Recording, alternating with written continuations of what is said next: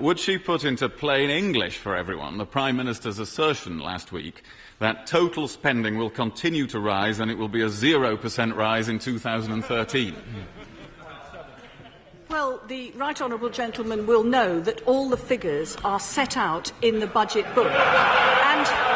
And our commitment is very clear. We are investing now, public investment, to make sure that we help back up the economy, get through this recession, to make sure that the recession is shorter and shallower than it would otherwise be. And that means backing up businesses, it means protecting people's jobs, it means helping the unemployed, and it means ensuring that people don't face repossession. And we are taking the action.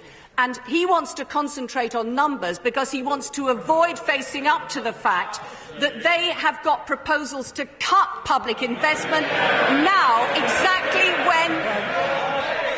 Mr. Speaker, they have proposals to cut public investment this year, just when the economy needs it most. And I understand that the Shadow Chancellor has revealed last week that he spends 40% of his time thinking about economics. It's amazing that he spends 40% of his time thinking about doing absolutely nothing. Mr. William Hague.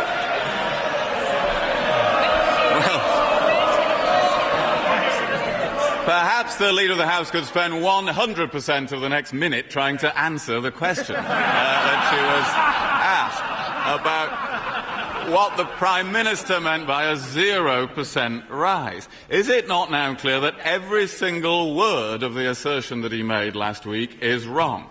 That total spending is not going to rise, and then there would not even be a 0% rise, as he bizarrely called it, in 2013, but that the figures she mentioned in the government's own books show that there would be a fall. And since so many supporters of the government are now calling for honesty about spending, shouldn't she find it in herself to do what the Prime Minister refuses to do, which is to actually admit the facts of the government's own figures? Will she come down on the side of reality and say that on the government's own figures, total spending is set to fall?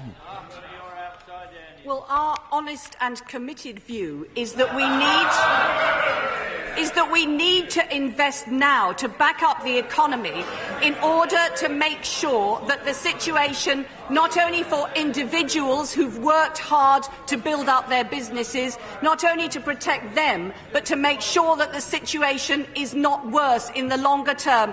And how telling it is that they only want to talk about figures in 5 years' time to distract attention away from the action that they do not back up, that we are taking now. Well, there's no need to talk about the figures in 5 years' time. Since the government's own figures show that capital spending will fall from £44 billion this year and fall every year to £22 billion in 4 years' time, isn't the point that capital spending is being halved an absolutely indisputable fact? I think that the right honourable gentleman knows full well that the reason for the figures is because we are bringing forward capital spending. We are not cutting capital spending. We have increased it and we are bringing it forward because just as, for example, the private sector construction industry is facing dire times, we think it's right to bring forward capital investment in public construction, not only for the sake of the children's centres and the schools and the hospitals and the homes that will be built, but also because of the jobs that it will create.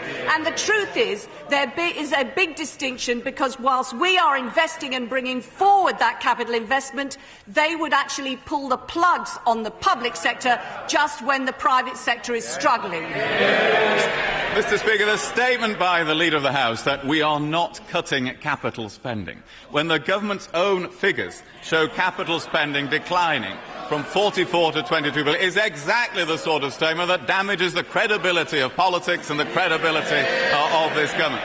It's no wonder they're abandoning their numeracy strategy when ministers won't admit that 22 is half of 44.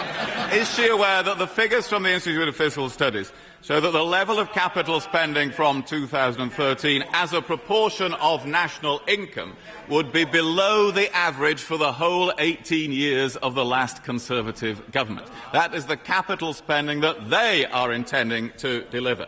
And isn't it also true that the huge increase in debt interest and the rise in unemployment on the government's own figures mean it's also an indisputable fact that their projections lead to departmental spending falling heavily over the next few years? Why can't she admit the fact?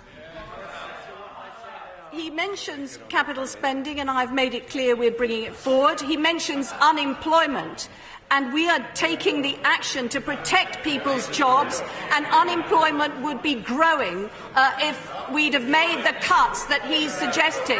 And when it comes to the estimates on unemployment, let me say that our estimate is that if we hadn't have taken the action that we've taken to back up business and protect people's jobs, there would have been 500,000 more people who would have lost their jobs if we hadn't have taken the action. And once again, he talks about figures in 2013 and 2014. And let me say to him that the action that we are taking now will make sure that the public finances are in a better position, because we will prevent the recession being deeper and longer. Mr. William Hay. Speaker, if the Right Honourable Lady believes that capital spending is not being cut and that unemployment isn't growing, it is no wonder the government are so deeply out of touch with the people of this country and with the condition of the economy. Isn't it the case that any government elected at the next election is going to inherit public finances in an unbelievable mess after 12 years of a Prime Minister who spent everything in the boom, who thought the bust would never occur, who believed it abolished the economic cycle? Now capital spending is being cut, total spending is being cut, departmental spending is set to be cut.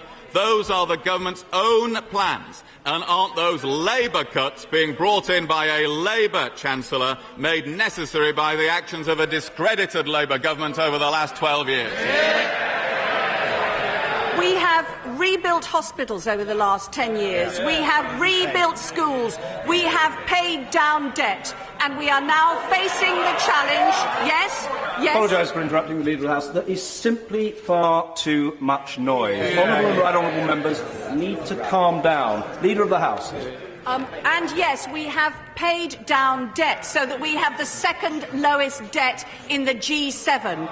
And we are responding to the challenge of this recession. And the truth is, it's the opposition that are embarrassed about their past, failing to face up to the challenge of the present, and have nothing to offer the future.